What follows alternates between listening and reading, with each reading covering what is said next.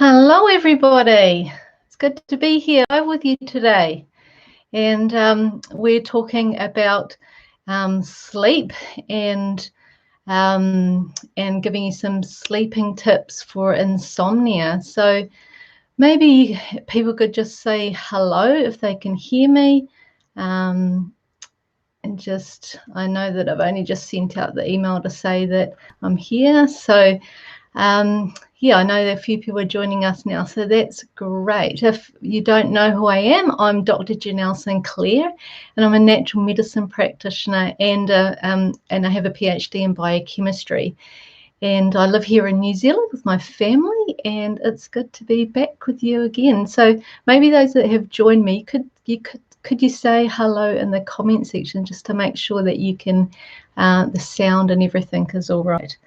Okay, well, today we are going to talk about sleep, and I've got 19 tips. So I hope that I've counted right, but I think I've got 19 tips to really help improve your sleep.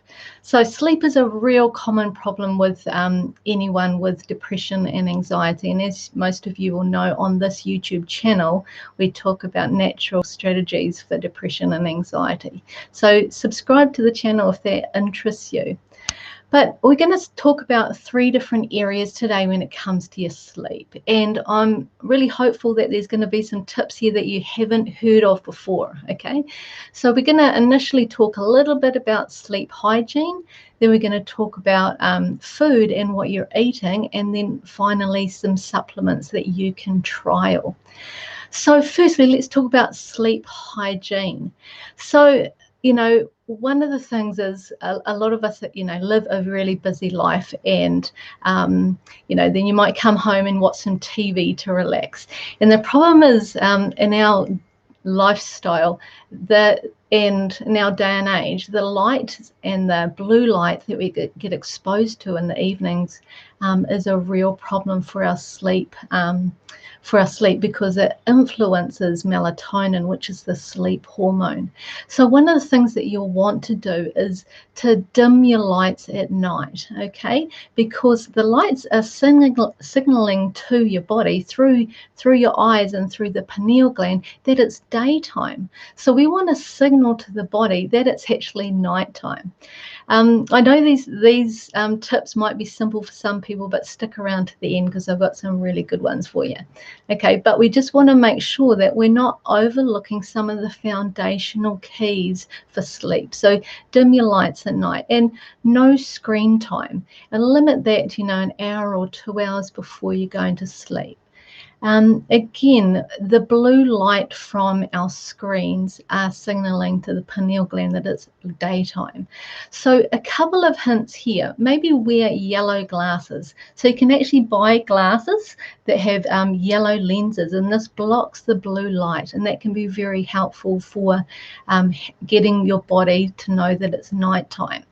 Also, lots of apps and your computers you can download apps on your phone and on your computers that help change the color of the screen of the apps, so they make them more yellow and block out the blue light. So that's another great tip.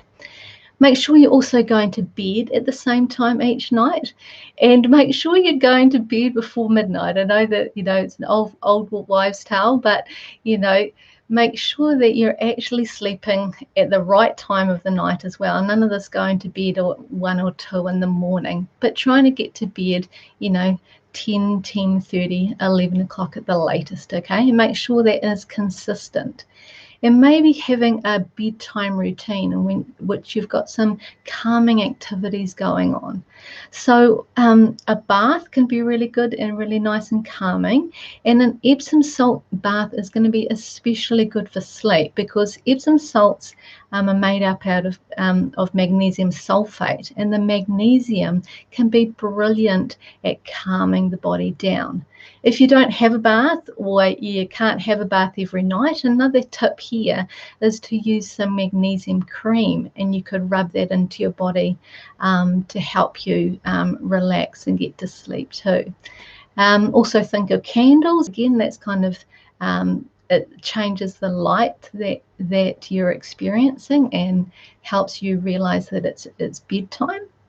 And another great one that a lot of people are using now is weighted blankets. And for anyone here with anxiety too, this can be great for calming the nervous system down. So use a weighted blanket to keep you, just to nestle in, to relax you, and it really does help promote sleep. Hey, thanks, AJ. AJ's all the way from San Francisco. Thanks for writing the comment there. Hello from New Zealand. It's good to, I know that we've got such a global community. We've had people from Korea and where else? America and in the UK. So it's cool to have you guys here. So that's a few of the hygiene suggestions here, and hopefully they've been helpful for you. Let's move on and talk about food, because this is a really key one. So a lot of people will say don't eat before you go to bed, because that's going to affect your sleep, because you want to give time for your body to digest your food, and it is a really good tip. But on the other hand, there's some people that actually may need to eat before they go to bed if they've got reactive hypoglycemia. And again, I'm always talking about that on this channel. It is a key thing for anxiety and energy levels, and just keeping your body fueled so your mood can be good, your energy can be good, you can be calm.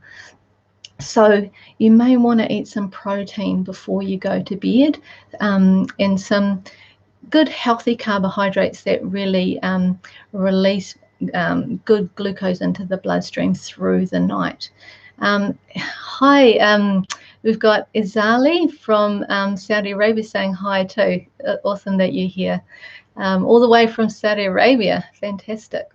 So when it comes to food and sleeping, I have a few suggestions here for you. Firstly, make sure you're not drinking coffee. Now, I know that this might be an obvious one, but for some people, even just 1 cup of coffee, even in the morning, can really impact their ability to go to sleep. So if you're struggling with sleep, no coffee. And when I say, I should say no caffeine. And when I say no caffeine, that can mean coffee, it can mean green tea, it can mean matcha. For some people, it's also chocolate and cocoa. So, having that healthy dark chocolate at night because you're trying to keep off the sugary stuff, that might actually be affecting your sleep too, because the darker the chocolate, the more caffeine there is in that chocolate. So be careful with that one. Something else that I notice with my clients is that they're not eating enough protein. Now, protein is super important for sleep because melatonin is the hormone of sleep, and that's made out of serotonin, which is our calming, happy neurotransmitter that a lot of you would be familiar with. And both of these hormones actually and neurotransmitters come from amino acids, and amino acids come from protein, and they come from our diet. And tryptophan is actually, which is the amino acid that makes melatonin and serotonin, is actually an essential amino acid.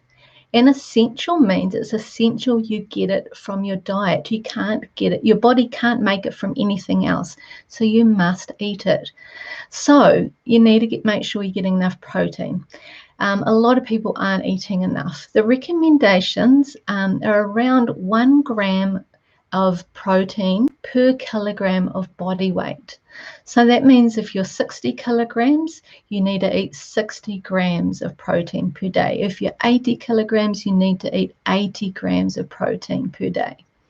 So I find that a lot of people aren't eating enough protein, and protein comes from your meat, your chicken, your fish, also off the top of my head, dairy products. So Greek yogurt, unsweetened Greek yogurt is a great source as well if you tolerate dairy. Also some protein powders or collagen powders are another way to get good protein into you, but also legumes and beans. And I find that a lot of people on a vegan or vegetarian diet, unless they're very meticulous and calculated and be very intentional about what they're eating, often these people don't have enough protein in your diet. So my suggestion is, if you're struggling with your sleep and you're not eating, eggs is another great source of protein. If you're not eating a protein source at every meal, so protein powder, eggs, or meat or legumes, then you probably should calculate how much protein you're eating a day. And you can download the MyFitnessPal app, phone app. It's free on your phone. And if you record what you're eating for, a week, and then have a look to see how much protein you're consuming per day. So as I said, 60 grams for a 60 kilogram person. So make sure you're doing that, because for some of my clients, just changing the amount of protein they're consuming every day has a major impact on their sleep and the energy levels too. So also, a lot of people are eating low carb these days, and so be careful about that if your sleep is not so good. And if your sleep is deteriorated after going on a low carb diet, maybe put some healthy carbs back into your dinner time meal, because that might just give you the fuel through the night to get to sleep. Because they say that serotonin, you need carbs to make your serotonin. Okay. Another tip when it comes to your food, well, sort of your food, is drinking salty water. Now, this sounds like a strange recommendation, but if you've got problems with your adrenal glands, which are the glands in your body that make cortisol and produce adrenaline and noradrenaline and are involved in the fight and flight response, well, when your adrenal glands are out of balance, the electrolytes in your body go out of balance too. Okay, and so your cortisol, when it's high at night and you're stressed out, that can obviously impact your sleep.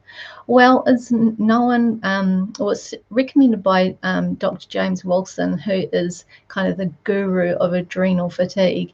He recommends that you try drinking some salty water. Now, I don't recommend this to anyone with high blood pressure. Okay, so if you have high blood pressure, don't follow this recommendation. But for other people, if you wake up in the middle of the night and you kind of feel wound up and you can't get back to sleep, here's a tip. Have a glass of salty water next to your bed and drink it in the middle of the night. And it can help you calm back down and go back to sleep. It's also a good hint for anyone that can't wind down at night and get to sleep as well. So you just kind of do it to taste. So probably 1/4 of a teaspoon in a glass of water.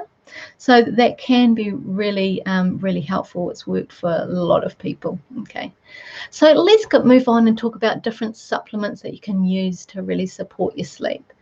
So the first most important one is magnesium. Okay, and magnesium is a mineral that we all need, and magnesium is needed for about 300 different enzymatic reactions in the body. So magnesium does so much in the body. But the problem is that our soils are really depleted in it, and also it's quite hard to get enough magnesium through our diet. If you're not eating nuts and seeds and legumes, it's most likely that you're not getting the recommended daily allowance for magnesium. So the RDA for magnesium is 400 milligrams, and you have to be really intentional with what you're eating to get it through food. So for anyone with anxiety or depression, and probably with sleep problems too, I would recommend supplementing magnesium. So usually around 200 to 300 milligrams once or twice a day. So if you have magnesium at night before you go to sleep, it can be really helpful. Okay, so if anyone has any problems with their tummy with magnesium, which is relatively common, maybe change the form of magnesium that you're having. So don't take magnesium citrate or oxide. And the other suggestion is maybe use magnesium cream or Epsom salt baths to improve your magnesium. 5-HTP is another great supplement for supporting sleep. 5-HTP is 5-hydroxytryptophan, and it is converted into serotonin in the body, and then the serotonin can go on and make some melatonin too. So this is a way to improve your melatonin levels and your serotonin. I do have a video on 5-HTP, so you might want to go and check that out. Just put 5-HTP in YouTube, and that video should be in the top 5 or something like that. You'll see me there. Also, melatonin is, you can actually just take melatonin, okay, to help you sleep. And the normal dosages for that is between probably 0.5 and 3 milligrams of melatonin. So a lot of people think that the more melatonin, the better, but that's not necessarily true. So just start with small dosages first, okay? Now, for people that have tried melatonin and 5-HTP and it just doesn't help them sleep, you might want to look at your cortisol in your adrenal glands. Maybe it's your fight and flight response that's operating too strongly at nighttime, and it's that you need to calm down. So first of all, mindfulness and diaphragm breathing would be a great way to help reset your adrenal glands. But different adrenal herbs would be good for that. So maybe look out for an adrenal support product, but make sure it doesn't have licorice, because that can keep you up at night as well.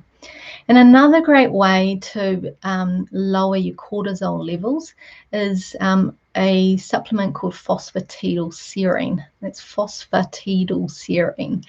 And this just helps sort of reset the connections between the brain and the adrenals and just all the feedback loops, and it helps lower cortisol. So this can be really helpful for those people that have tried the melatonin, tried the 5-HTP, but still are pretty wound up at night. So the dosages for that are 200 to 300 milligrams per night, and you want to take that usually 30 minutes before you go to bed, okay? Finally, I just want to finish with a caution, okay? For some people, they can't get to sleep at night, and it might actually be due to a supplement that you are taking. B vitamins and mitochondrial support and anything else that's there to kind of ramp you up, give you energy, might actually be stopping you go to sleep. So be careful about what time of the day you're taking your supplements, okay? So I usually recommend vitamins in the morning, okay? So I know that for some people with anxiety and things, that they might feel nauseous in the morning, so they might be more likely to take your supplements at night, but this can negatively impact your sleep. So I think that's probably 19 or more tips about how you can get a good night's sleep naturally, and I hope that really helps you. I've just got a couple of comments. I know they've got a comment there in the YouTube comments there. Maybe you could just send me an email about that. You can contact me through my website. Just send an email. Thanks, AJ. If you could do that, that would be great. It's just much easier for me to answer it that way. But hopefully that's been helpful for you. If you're struggling with sleep, think about the way that you're fueling your body. Good protein, healthy carbs, and avoiding sugar and caffeine. Also, the good sleep hygiene, avoiding blue light, and getting some yellow glasses. Maybe a weighted blanket can be helpful for you too. And then we've also discussed some good supplements. So I hope those sleeping tips for insomnia are helpful for you. Let me know. I'd love to hear if they help you get a good night's sleep in the next couple of days. Okay, great. And I'm glad that you've joined me. Thanks for joining me, and I'll see you next week, because actually I've got a good announcement, an exciting announcement to make next Thursday. So I look forward to talking to you then. Great, AJ. Yeah, give me an email. Awesome. Have a great day. Bye.